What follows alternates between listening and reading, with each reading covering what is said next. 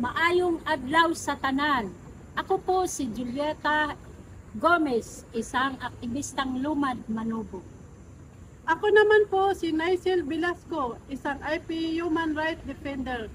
Ako at si Julieta Gomez mula sa rehiyon ng Caraga sa Mindanao. Kaming dalawa ay mga dating bilanggo na nakakulong halos na 4 na taon dahil sa mga gawa-gawang kaso.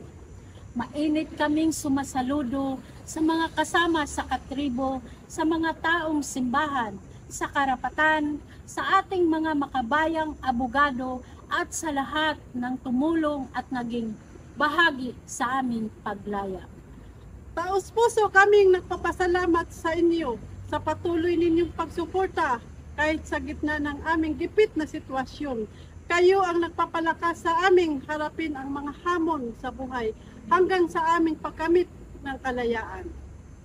Hindi ninyo kami pinapabayaan at nariyan kayo na laging nagpapaalala sa amin na muling sindihan ang ilaw ng pakikibaka para sa mga katutubo at sa bayanang lumalaban.